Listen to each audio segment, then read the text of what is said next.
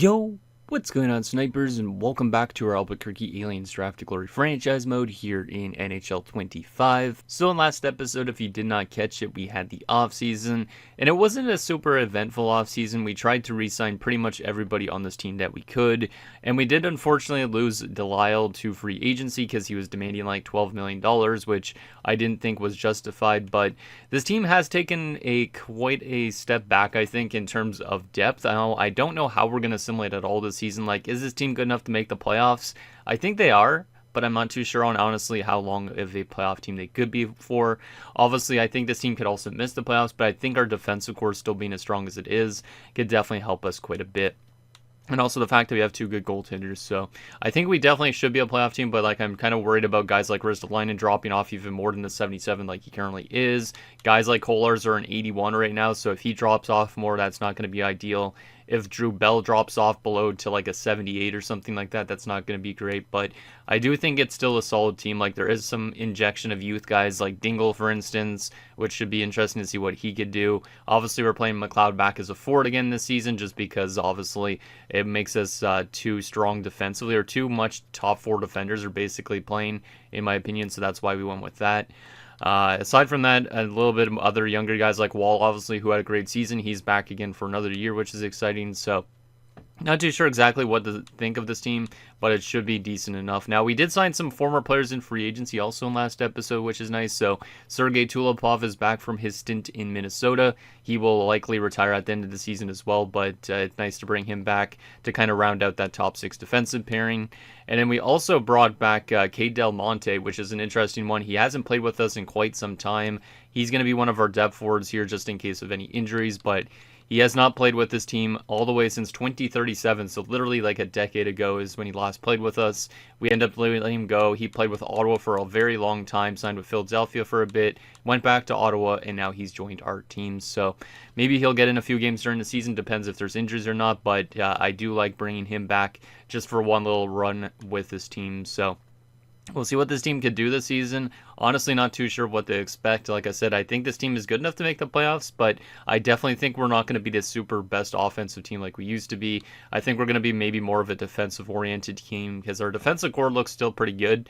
And like I said, our goaltending's good, so I think we should be at least a decent defensive team. We also do have some good players still in the AHL, which is a bit questionable. Obviously, it's not really realistic to play an 84 overall goalie in the AHL. Well, Andronov doesn't go through waivers right now, so that's why he's in the AHL. Likely, he will get called up if there's any injury troubles to our goalies, and then we can send him back down without actually losing him, which is kind of nice. So next season, though, he likely will be a third-string goaltender. Him and the Bachman and Giunta will all probably play like around the same amount of games next season for the final year, if that's the final season. Also, do we have Bergfors as well, who's technically ready to almost be an NHL backup, so a little bit of a logjam in net, but that's not too big of an issue. Also, Vasiliev, who we drafted not too long ago, is pretty much ready to go as well, but he's just a bit not ready yet, so I'm probably going to wait at least till halfway point in the season before we take a look and see if he's NHL ready, because if he jumps up to like an 83 all of a sudden out of nowhere, maybe I call him up and send somebody like Wall back down to the AHL or something like that. So we do have at least some guys that we could promote from the AHL. Also, Hansen could potentially come back for the NHL playoffs. McKinnon could potentially make it at some point. So we at least have some guys to go to if there's a lot of injuries on this team, which is kind of nice to see. But aside from that, let's get in your guys' comments, see what you guys have to say about last episode, and then we'll see what this team could do, because like I said, I honestly have no idea what to expect from this team this upcoming season. So the first and only comment is from Michael Dosius says, maybe guys don't want to retire because they know that it's a road to glory and can't be traded. Yes, I'm being silly. And hey, maybe that is the case. You never know. Like, a lot of the guys on this team haven't retired till they're like relatively old. Like, Staubitz, I think, was retired at like 37, right? If I remember right. But Kolar obviously is like kind of extending his time here quite a bit, and obviously he's quite old now at this point. Like, he's literally 38 years old. Like, I think he's played maybe more career games than Staubitz has. I'm not too sure on that though. And then obviously Ristolainen's probably the all-time games played leader for this team. He's definitely past Staubitz because he's 40 years old at this point. So those two guys didn't retire. I would assume both of them will retire at the end of this season, but if they don't, then they won't retire in the series at all, which is pretty insane. And then I do think guys like Drew Bell could retire still at the age of 36. He's a pending UFA at the end of this year, so I kind of hope he does retire. If he doesn't retire, we might have to give him a good chunk of money for his last season. Maybe not, though. So, and then there's also a chance, I guess, that Giunta could start declining soon. He is 34 years old. He's now an exact starter, was an exact elite, I think, last year. So there is a chance that he could retire potentially this season. And if he doesn't retire this season, I guess we don't even see the retirements in the last season, correct? I'm pretty sure we don't. So there is a chance that we will never get to see him retire, but he is still probably one of the best goalies we've had. At least we have a little bit of a logjam, so there's a good competition with this team at the moment. Also, there's Shodin, too. I forgot to mention in the AHL, who's scratched, who's literally an NHL goalie almost, too. So literally a lot of guys could literally play an NHL game this season if we really want to, which is exciting. So with that said, I think we're ready to get into simulating. I don't know if there's any line adjustments I want to make before the start of the season, because this is what our lineup's looking like I showed you guys. I don't know if there's anything that we could do that makes it much better. This is pretty much the best chemistry we could really get. It's good defensively, not the best offensively, but it is what it is. Our power play chemistry, it doesn't look very good, but at the same time, I don't really care too much if our power play is not simulating great. Because it did do well, I think, last year, and it didn't have good chemistry, if I remember right. Penalty kill looks, though, pretty good in chemistry, so we should get some pretty decent results with some things. Other things, not so much. Like I said, I don't think we're going to be a super good offensive team, but I could definitely see us being a strong defensive team. Now, the good thing about us being a strong defensive team over a strong offensive team is this NHL during this franchise mode has been recently more of a defensive-based NHL. Like a lot of the game seasons we've simmed recently, there hasn't been a lot of 100-point getters. So if we're more of a defensive team, we're kind of playing more to the structure of the current NHL at least. So I don't think that's a huge problem, and I'm excited just to see what these guys could do. Obviously, also having Kopitz as a top liner, that's going to be an intriguing thing, I think, because he's obviously not played top line time before. He's been pretty good the last 2 years, so maybe a big coming out party for this guy. Obviously, he didn't play a lot last year, though, because of his injury, but hopefully he could stay healthy this time around. So with that said, I think we're ready to get into simulating. Obviously, we do got to still simulate up to the start of the preseason, so we might as well do that. I honestly don't know what our coach is going to think about our roster on paper, too, though, because does he think we're good enough to go far? Let's see what he has to say. Does he think we're going to be able to go far this year? So preseason focus, since we're an older team again, we're just going to keep it on probably conditioning, just because these old guys, a lot of them, their skating's falling off, so we might as well keep it on conditioning, so that way we're not falling off too hard. And then season goal, what does he think about our roster here? He thinks we're good enough to make the playoffs this season. So it's not that he doesn't think we're a good enough team to win the Stanley Cup this season like he's been doing the last 2 years, but he does think we can make the playoffs. So I think we can make the playoffs. I'm not honestly sure how long of a playoff team we are for. Honestly, if we make the playoffs, we do have a chance at that cup, but obviously it's still going to be a lot of work for this team to do because they definitely aren't as strong as they used to be. But I do like that at least me and the coach are on the same page with what we think about this roster on paper. Because honestly, there could be some guys that are lower overall than they look after the preseason, so not too sure what to expect. Hopefully it's a good year again from Giunta, though, because Giunta still has been probably, like I said, one of my best goalies I've had in a franchise mode. So it would be nice to see him do well. It'd also be nice to see the young backup do well. And then also, if we get in injury troubles, like I said, if Andronov comes up and does well, that'd also be nice. But 4-4 in the preseason, not necessarily a great preseason, but we don't necessarily need to have a good one either. It's just the preseason after all. Let's take a look at some player stats from that preseason, see if there was anybody that underperformed. But McLeod led the way with 11 points in 8 games, looking good. Robertson and Cashman and Reefers all on 8 points. Kind of surprised Reefers had 8 points in those 8 games. Everybody else was below point per game, but I feel like the depth scoring's pretty good for this preseason. Yeah, pretty much everybody picked up points except for Wall. And then the goaltending, it's not the greatest, but it's not terrible either. All right. Now the question is, who's going to be doing well for us this season? Who's going to do well for us this season? In terms of offense, who do you guys think is going to lead the team in points by the end of the year? Like, you could drop your comments down below or at least start typing it and stuff like that. Or who did you predict and who ended up winning it? So I'm going to guess right now that probably leading us in points at the end of the season is probably going to be either Dunham or McLeod. I know that's kind of a general answer, but I think it's going to be either one of those guys because we kind of need Dunham to be that type of guy for us this season, considering he's our highest overall player on the team right now. And then McLeod, obviously, I know that he could bring offense, but last year he only had like 49 points, so I really hope he kind of gets a little bit more offense going this season. But then again, the league is low scoring, like I said, so let's go through the month of October, see where we're at that point. Hopefully we don't have to make any crazy line adjustments throughout the season, and it's a pretty easy process for us to get to the playoffs, but there might have to be some adjustments, who knows. Okay, so win, loss, win. Like I said, I don't expect it to be a crazy season where we run away with like 60 wins. I expect it to be more of a season where we maybe finish with like 45 or something like that and just barely get into the playoffs. But so far, we're on a pretty good start, which is nice to see. 5-1-1 in the first 7, 6-1-1. I definitely feel like we're obviously going to start losing a bunch of games in a row, though, right? There's probably the 2 losses that start the losing streak. Because there's no way we're going to just continue winning crazy amounts of games like that. Eventually, we just start falling back down to earth. But 6-3-1 is still a very good start for our first 10 games of the season. Has us currently in 3rd place in the Central Division. And apparently the LA Kings are the best team in the NHL right now, I guess. Because they're 8-1. I mean, technically the Preds are the best with 9-3 record, but the Kings are definitely off to a really strong start. All right, let's keep on simulating. We aren't going to make any adjustments unless we absolutely need to. So let's hope that we can make it into the postseason this year. Washington's our 3rd straight loss, so that's not ideal. Vegas is our 4th straight loss. I knew there was going to be a losing streak after all those wins. We do bounce back with 2 wins, though, over Ottawa and the Rangers, which is good. Dallas is also a win. Columbus is a win. Little bit of a streaky start to the year as we do lose one of our top defensemen, DeAndre Hunwick. He'll be out with an upper body injury till the 21st. Let's go replace player. It's not too long term. We do lose to LA in a shootout, which is kind of nice considering we're one of the better teams. We do beat the Jets, and Hunwick's already back. So at least with Hunwick out, we still were able to win games, which is nice to see.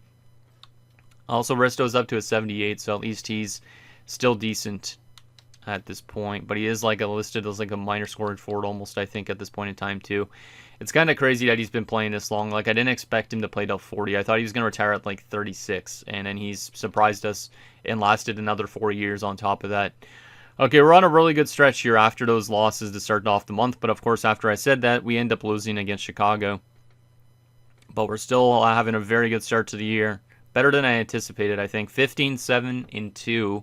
Does have us still in 3rd place in the division. Only 1 point up on the Blues, who are in a wild card spot. So our division's kind of strong, which is a bit worrisome, but we're on a good start that we don't need to worry too much. If we were in the Pacific Division, we'd literally be tied for 1st place right now. So hopefully the Central Division doesn't be too strong all year. Hopefully eventually there's a little bit of separation between us and some other teams, because I don't want to miss the playoffs on a season where we could have made the playoffs in a different division, basically. All right, well, let's go another month and see what we do in December. See if we could stay on this good trend that we've been on as of late. Game against Anaheim is a shootout win, and Kopitz has been injured again this season. That's unfortunate. Like I said, I was hoping he'd stay healthy. At least it's not super long term, so I will just go replace player on that, just because I don't really care to make any crazy line adjustments right now. We're still winning games with all our guys injured, which is good though too.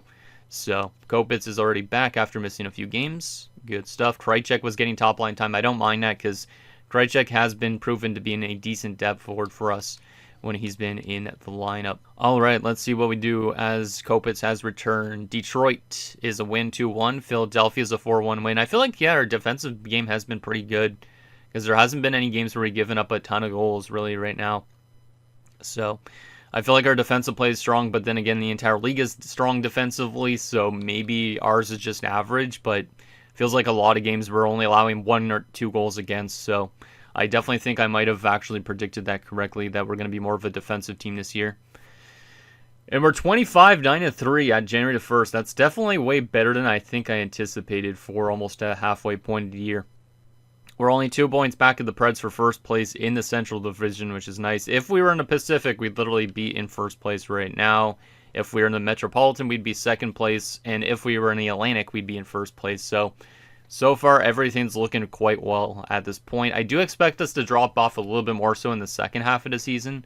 But I do think we're still going to be a playoff team based on how good we've simulated so far at this point. So Let's go to the end of January and see if we could at least keep this number respectable, and hopefully we don't lose like 10 games in a row or something like that. So we do lose to Minnesota to start off 2048. We also lose to Buffalo. Utah's also a loss. See, I kind of expected us to drop off a little bit more in the second half. There's a loss to Nashville, a loss to Washington. That's kind of getting a little bit ugly with 5 straight losses. Vegas is a shootout win, okay. Ottawa's a loss as well. New York is also a loss, but in a shootout. We are falling down in the standings a little bit here. I might have to make some adjustments. Okay, maybe we're dropping off way harder than I was anticipating. There's a win over the Kings, which is great. Calgary is a loss. Winnipeg is a loss. Oh my god. And Nashville's a win. So we have fell down from first place in our division to now a wild card spot with 60 points. So I feel like I might need to make some adjustments, but we're also 3 points up on the Stars. How about the Pacific? The Pacific right now, we're 7 points up on a team that's not in the playoffs. So we're lucky that the Pacific is really weak right now. We do need to worry about the Dallas Stars catching up to us, though, because they do have games in hand as well.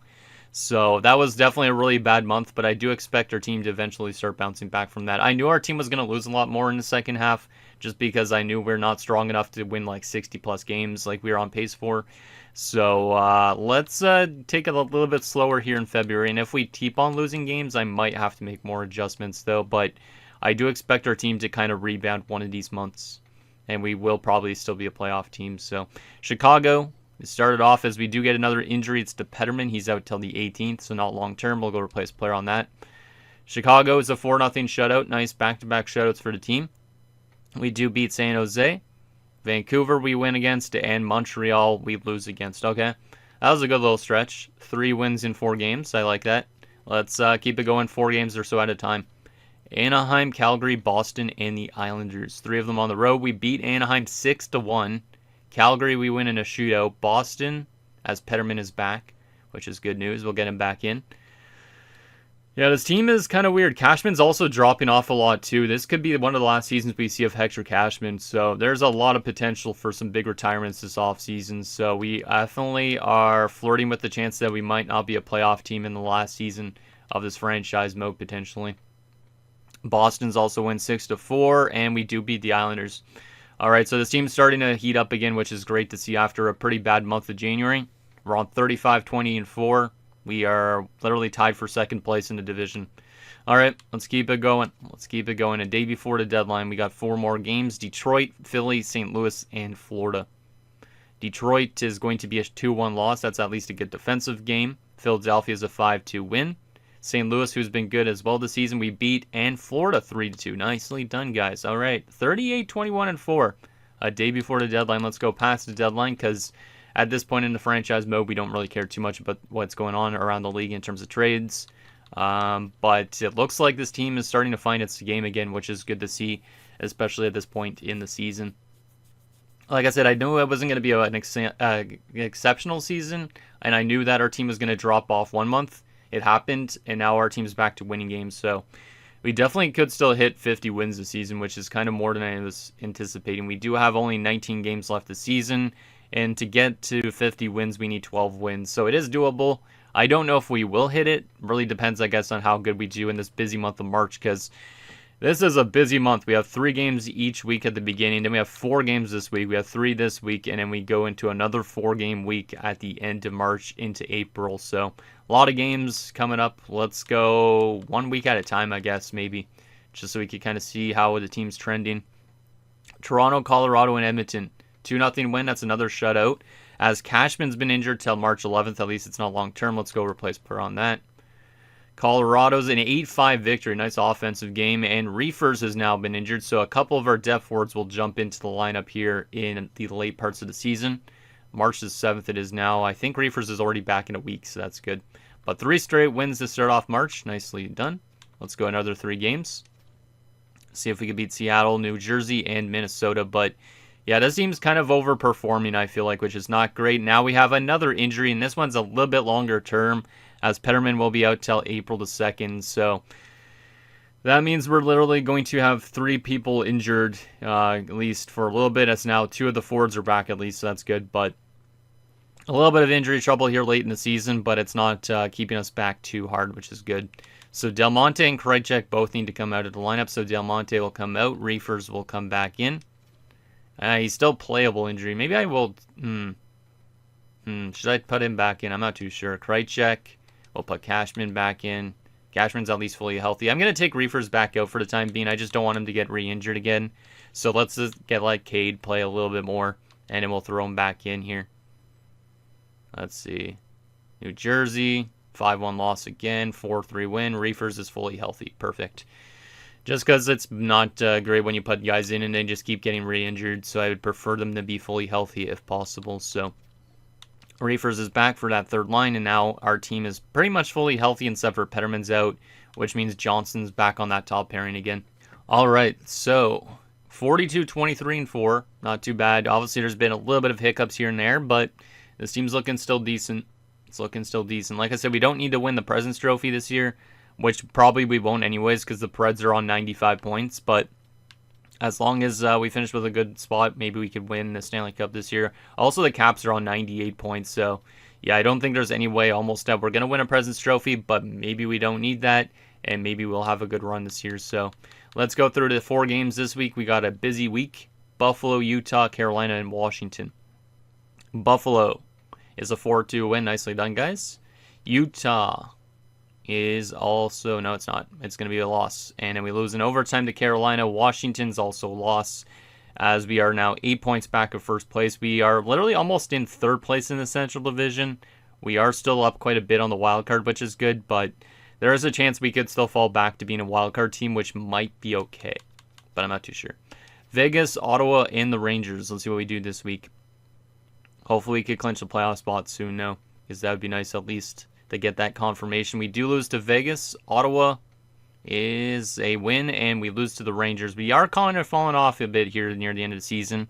We are only 3 points up on the last wild card spot, but we don't need to worry at all about the Central Division, which is, or not the Central, the Pacific Division, which is nice. So we're probably very close to clinching a playoff spot, even though we've been falling off a little bit here. This game against Dallas is actually kind of big because Dallas could catch up to us almost if we lose to them. So we have fallen down to a wild card spot now. It's been an inconsistent season, but like I said, I'm okay with inconsistencies. Dallas and Columbus, can we beat the Dallas Stars? Petterman is back to full health. That's at least good news for our defensive core, because Johnston is okay, but he's not an insane defenseman. He actually fits well on that top pairing, which is kind of nice that he could do that as a guy that comes into the lineup here and there. So boom, that's all good. Cashman's a 79 now. I feel like Cashman's literally going to retire this year as a 34-year-old. I don't know why. It's really, really weird. We do lose to Dallas. Hunwick was never injured. Columbus is also a loss. And we are still first wildcard spot, though, but only by 1 point. And teams like the Wild are trying to make a late season push.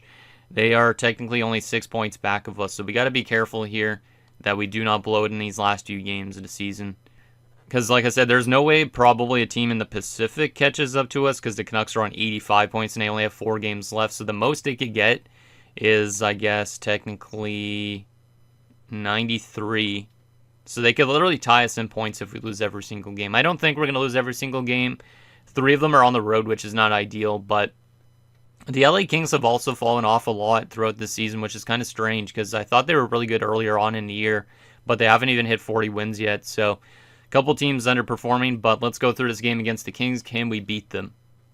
Can we beat them and clinch a playoff spot? Probably. Yes, we do beat them. We have not clinched yet, but we are probably very close. The Wild are still trying to make a late season push. They definitely could still tie us, which is kind of scary.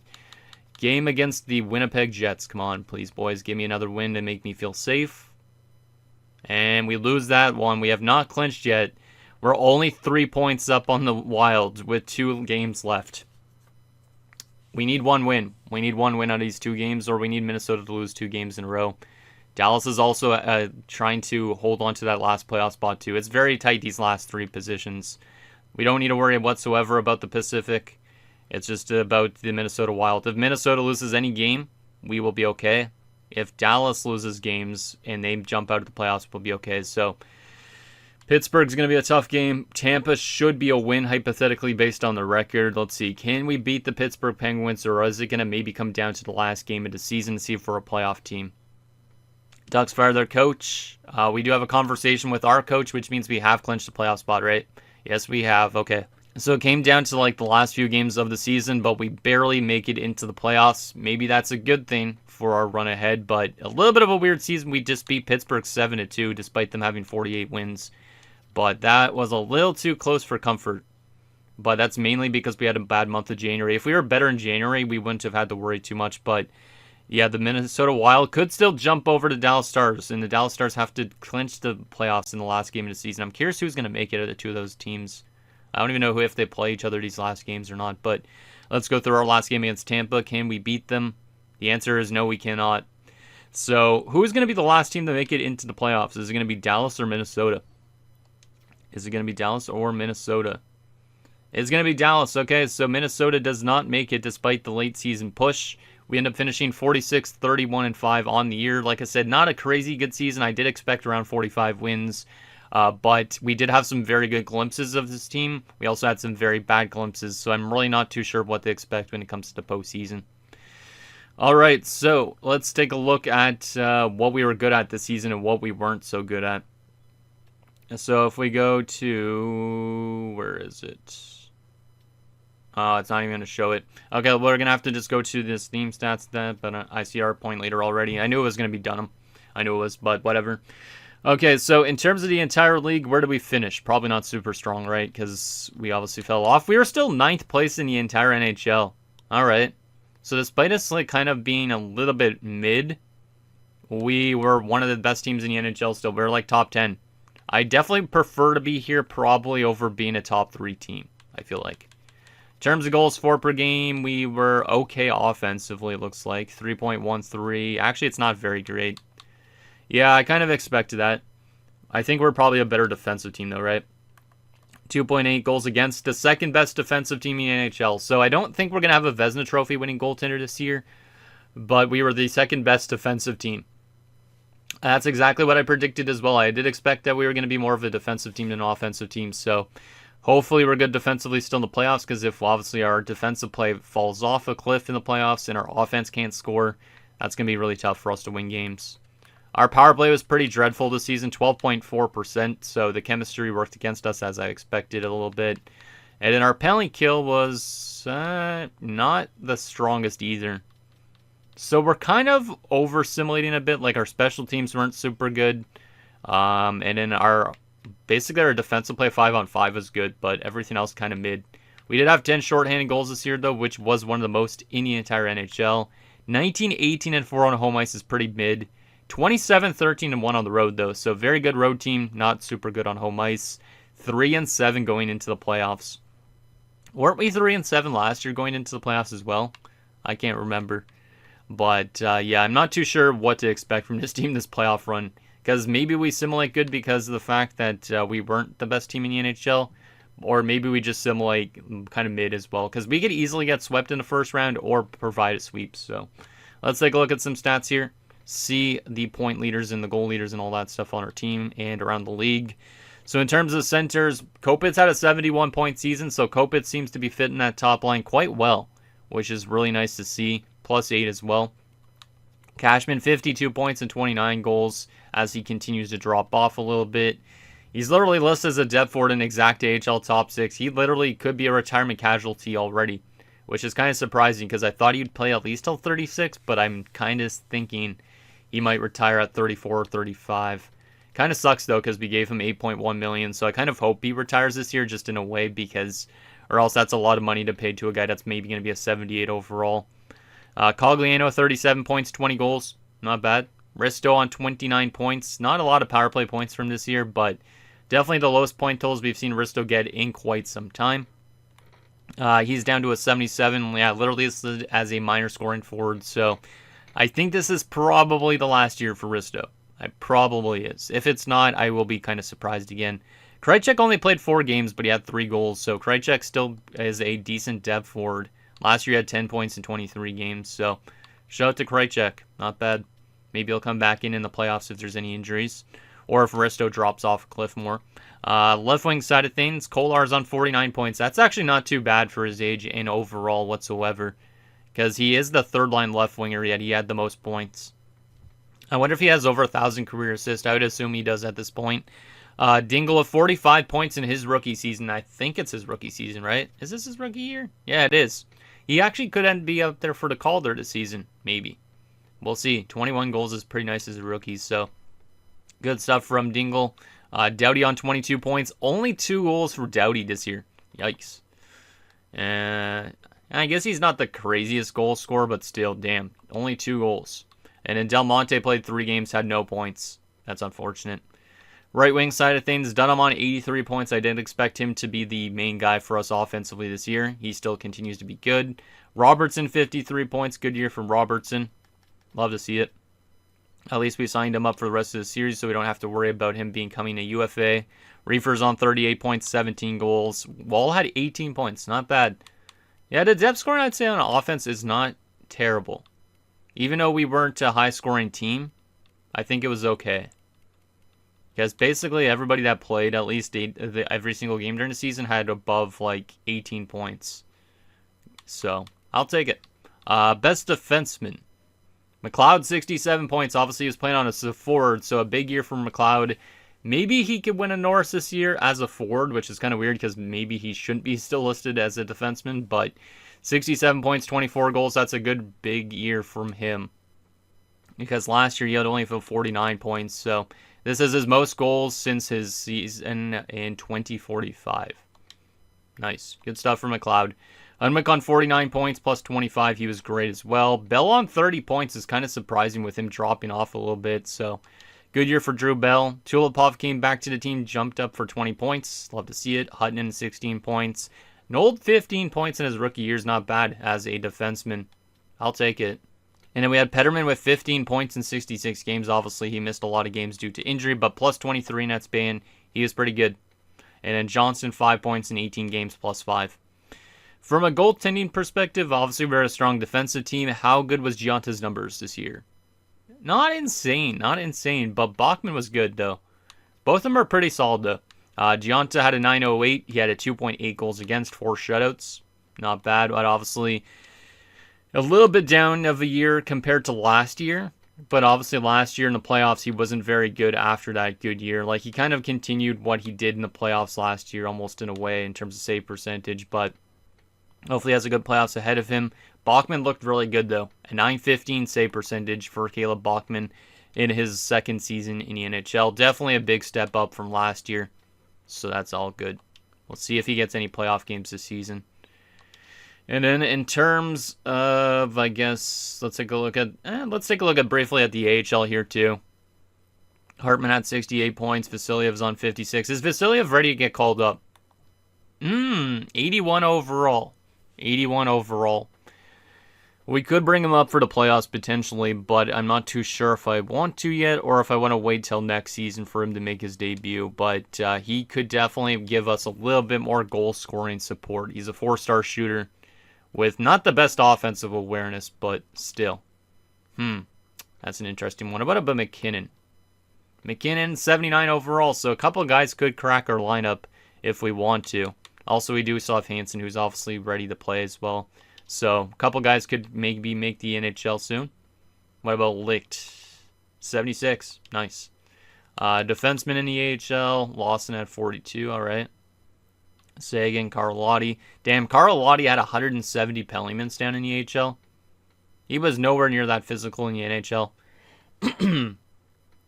He is an aggressive Finnish defenseman. My God. And in terms of goaltending, let's see. Andronov had a 908. He's an 84 still. Bergfors had a 915. He's a 79. Yeah, literally we have 4 different goalies or 5 different goalies we could go to at any point this postseason, which is kind of nice. All right, let's take a look at stats around the league, see who led in points and all of that. The best point getter this year was Cunning in Pittsburgh with 113. I think he was up there last year too. Semin with 112 right behind him for Utah. But once again, not a lot of 100-point guys as you would expect with the low-scoring seasons.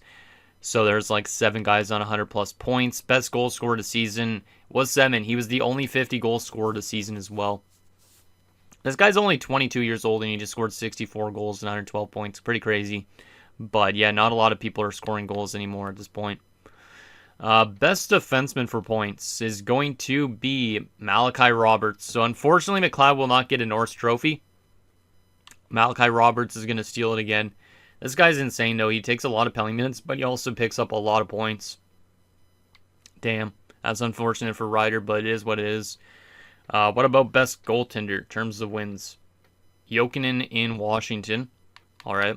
Most shutouts, Tanguay, Jokinen with both at 6. Best save percentage is going to be Blackburn again. Mateo Blackburn's been pretty good. I think he's won a Vezina in the past, correct? No, he has not. What's kind of surprising about Blackburn, though, is he just had a very good season, but his team missed the playoffs. So he might win a Vezina on a team that didn't make the postseason, which is kind of crazy. Best goals against average by a starter is going to be Foy, though, in Nashville. So it might go to Damien Foy because Nashville is such a good defensive team this season. And obviously Nashville knocked us out last year in the first round, so I'm a little bit worried about Nashville being a good team this season in the postseason as well. Hey, there was a goalie goal. Norm Gleason, 32 years old, scores a goal for the Pittsburgh Penguins in 28 games only. So he was the backup goalie and he scored a goal. And most assists, Fernandez, Sawchuk, and Beach. All right. Best rookie this season is going to be Emiliano Cahill, who went first overall, but Dingle finishes top 4. And he would probably be like a finalist, at least for the award. I don't know if Cahill wins it because of the plus-minus. They might end up giving it to Lindsay instead in Detroit. But Dingle definitely a top 3 finalist, I'd say, for the award, potentially. So, good year from him. He was the 3rd best goal scorer. Actually, not the 3rd best goal scorer. A lot of 20 goal scorers out of the rookies, but they didn't have that hybrid production, some of them too. So, there is all that. All right. So now the question is, who are we playing in the first round of the playoffs? And are we going to suffer the exact same fate as last year where we had a tough time in the first round? Or are we going to somehow be one of those cheese teams that go far in the playoffs? Because I feel like there's no in-between almost. We're taking on San Jose. So this is going to be definitely a very tough matchup to start off the playoffs. But we could be a cheese team, so maybe that's good. They finished 53, 24, and 5, 8 and 2 in their last 10 games. And as you can see during the comparison during the regular season, they were a very good offensive team, but their goals against was bad. We were very good defensively, but our offense was bad. So it feels very similar to last year because I think, if I remember right, Nashville and us were pretty close in some areas, in other ways not so much. San Jose was also top 3 on the power play. Ours was 31st, apparently, according to this. And then the penalty kills are both relatively the same. So that's kind of interesting. Definitely going to be a tough Sharks team. We did play them, I think, a few years ago. And they have some very high-end talent on that team. So I don't think this team could beat them. But if we do beat them, the game maybe just wants to give us a chance to go far because we're a cheese team. But yeah, this Sharks team is still really good. They do still have that top line of Bochenski, Rodin, and Keeler that we saw a few years ago. Second line, Biedrich Plekanec, Dorian Wang, and Junior Morrison. Yeah, when you have literally like 3 90-plus overall forwards and an 87 on there, 85, yeah, you're living really well. Like, these guys are probably getting paid a ton of money, though. 11.49, that's actually a pretty solid contract, but he does have an extension that kicks in next season. I wonder how much that's for. Rodin is making $15 million for 6 years, goddamn. Keeler's probably making a ton too, right? 11.565, that's not as bad as I was expecting. And a Junior Morrison is getting 15.8. So, yeah, the Sharks team, definitely you could see the hit a bit because of the fact they're paying a lot of guys a lot of money. They definitely don't have the depth. You have Darren Bertuzzi on that third line, Corey Rudder, and Nasir Quincy. Fourth line, Samuel Tunnell. Neil McNeil's back again. Of course he is. 32 years old. He's up to an 84 now. He's actually been a pretty good player since joining the Sharks. The Kings didn't really give him much of a chance. But that's kind of interesting to see him back here again. And then there's also Frederick Bachman, or Backman, I should say. So that offensive core, obviously very top 6 heavy, but they definitely, some of these guys could definitely chip in for offense. Like Neil McNeil could probably chip in for offense. Rudder, how good was this guy? 41 points. See, like easily like a 79 overall. If they're going to produce good like that, they're definitely threats too. But Definitely got to watch out mainly for Bochenski. I'd say Keeler, Rodin, and Morrison as well, but Bochenski's the main guy that usually drives the ship with this team, I think. 97 points this year. Obviously had some 116-point seasons as well. Over point per game in his career, both in the playoffs and regular season. And he's won a bunch of hardware too. Never won a Stanley Cup, but he is definitely an award winner. From a defensive standpoint, they have Jesse Goddard, who I think was a free agent this offseason. So, new defenseman to join their team. They brought in from Colorado. They also do have Carson Marr, Matt Sundin. I didn't realize there was a Matt Sundin as a defenseman. That's actually kind of hilarious. So, shout out to Matt Sundin wearing number 29. Goddamn, man, that's actually funny. Matt Sundin. I wasn't expecting it to be in Matt Sundin. Who was he drafted by? San Jose as well. Okay. They also have Maxime Goulet, Gord Foote, and Gage Green. All right. He was just coming back from injury, speaking of which. That defensive core is definitely not super strong. I could definitely see why, though, because they're paying a lot of forwards a lot of money. They did sign Goddard to 9.8, but ooh, they're paying some of these guys actually more money than anticipated. 6.785. Yeah, it's a bit of expensive defensive core, too. Goalies, Sawchuk. Yep, Dorian Sawchuk, of course. Dorian Sawchuk a few years ago was an insanely good goaltender in his rookie season. Won the Vezina and the Calder in his rookie year. Since then, fell off a little bit the season afterwards. Still the great numbers. Then in 2047, I think they missed the playoffs, which is kind of insane. He had a really rough time that year, but he bounced back nicely this season. Not an insane year for him, but he has been still a pretty good goalie at times, but he's not as good as he used to be. Probably because their defensive core got worse, my guess, but damn. And then playoff-wise, he has not played since they played against us in the postseason that year, where he posted a .939 in 16 games. So, they had 1 year in the playoffs, which was 2 years ago. At .867, he got absolutely lit up, but they lost a lot of games in overtime. Then missed the playoffs last season. Then they came back this year again. They still have no Stanley Cup, so they might be a favorite this year potentially because of this. And their backup is Camden Hutton. Interesting. Scratch, they have Dylan Erskine, Abel Byrne, and Jacob Prince. Why do I remember Jacob Prince? LA. Maybe he's from there. I'm not too sure.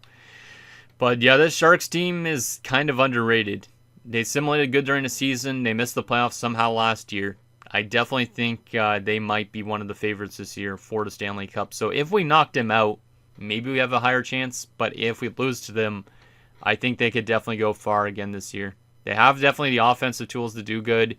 And even though their goals against per game and their penalty kill and stuff like that wasn't good during the season, they definitely could find that defensive strength I could see for sure in the playoffs if Sawchuk plays like he did a few years back when we obviously played him in the postseason last.